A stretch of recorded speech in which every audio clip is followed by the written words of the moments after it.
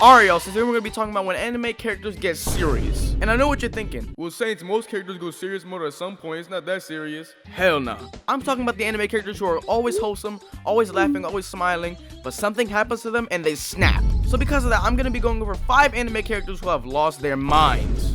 So we're gonna be starting off with Tanjiro. And we all know Tanjiro, the most wholesome demon slayer ever. Like, bro, you will never catch Tanjiro without a smile on his face, bro. And to be honest, I feel him on that. Bro literally came home to see his family dead. Like, imagine that. That is crazy. But despite all that, he's still a pretty wholesome guy most of the time. Until he gets pushed over the edge.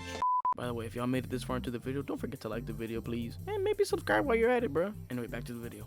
So as we all know, with the most recent Demon Slayer arc finishing, Tanjiro was pushed to his utmost limits against Gyutaro and Daki. And during these fights, bro, I want to tell you, he went on demon time. He went on demon time. So as you can see, Daki walking through the streets being an absolute menace, killing civilians at random for absolutely no reason. So as we all know, Tanjiro, the most wholesome civilian there is, seeing this devious act committed by Daki, he snaps. Daki went from bullying Tanjiro to being scared for her life in a matter of like 10 seconds. Bro basically unlocked Ultra Instinct. Look at him. He almost killed Daki in a matter of 15 seconds because he was on demon time. Like, at this point, Tanjiro was such a menace, his little brother had to come out of the grave to warn him to stop before he kicked himself by accident. Like, if a dead person has to warn you to chill out, you know you've already passed demon time. Like, look at Daki's face, bro. She was shook.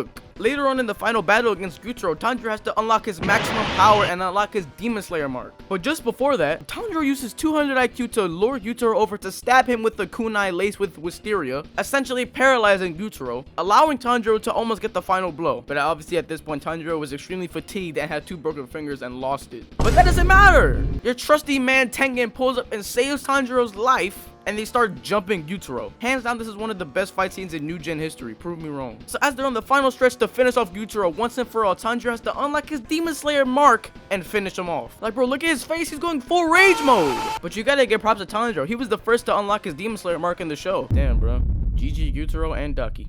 Alright, next up we got Goku. And we all know Goku, the food-loving Saiyan who's always wholesome, has a smile on his face. Unless you hurt his friends. So if you hurt his friends, bro, you might as well get your tombstone ready. Or if you're gonna try to kill Goku, you better roll at least 50 deep, bro. Anyways, back to wholesome Goku. And we all know the classic Goku backstory, fleeing his planet after Frieza decided to blow it up. So because of this, he was sent to Earth and was raised by humans. And due to this, Goku mastered martial arts and never went to school. Anytime you see Goku on the screen, he always has his classic smile on his face stretching from cheek to cheek. Either that or he's always eating with someone. Like, bro is so wholesome, he fights with a smile on his face. Like, come on, what more can you ask? Like, bro will be in a life or death situation fighting with a smile on his face. Like, who does that? But if you double cross Goku in any way, shape, or form, you better watch your back. I feel like the only person who's really seen the true evil side of Goku is Frieza.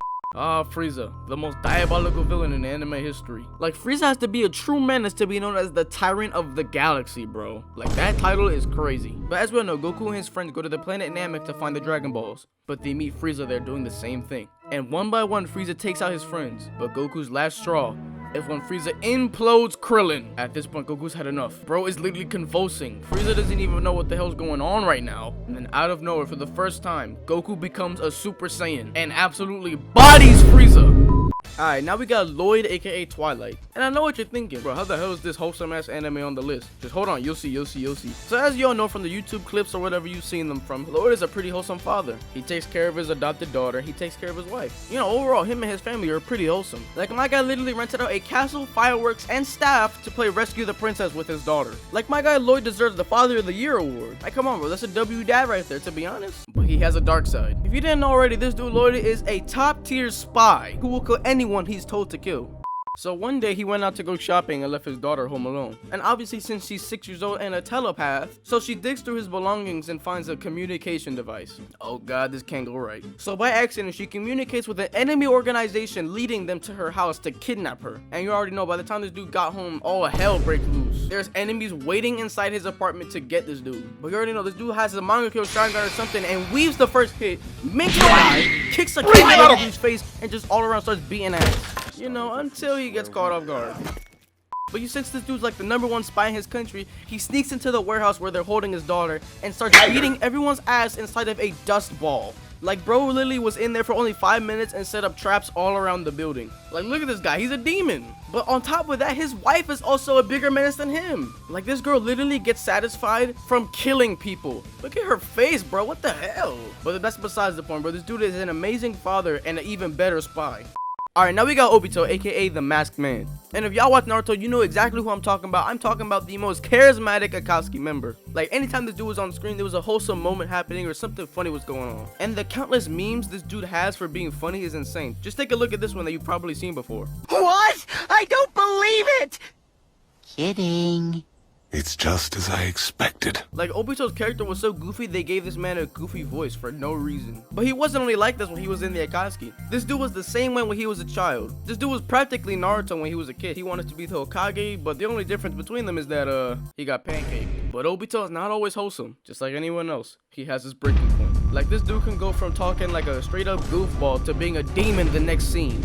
So as we all know, after Obito was pancaked on a mission with his teammates, he told them to get out of there because he thought that he was done for. But luckily for him, he survived and was saved by the one and only Madara Uchiha. And he was nursed back to health. My guy Obito spent months inside of a cave battling white Zetsus just to get strong enough to leave and go back to his teammates. But little did Obito know Madara had an ulterior motive behind everything he was doing. But that's not what this video is about. Anyways, back to Obito. But now that Obito is strong enough to leave, he breaks out of Madara's cave and looks for his teammates. But to his surprise, he finds his teammate Kakashi donutting Rin. Bro, when I tell you this dude went on demon time, he went on demon time. Like, Obito was so angry, he basically went Super Saiyan, alerting all the hidden rain ninjas to come fight him.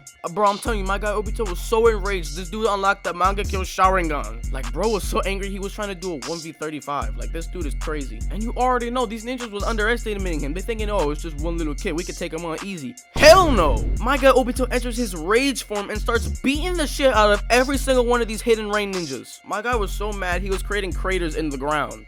Like, bro was straight up just murdering these guys. Damn! Like, my guy just got a Zenkai boost out of nowhere. What the hell? And bro, if you really think about it, this dude Obito's weird. My guy was willing to end the entire world over a freaking 13-year-old girl while being 31 years old. Not gonna lie, Obito, you should be locked up for that. Okay, bro, I'm about to start calling this dude Obito 445.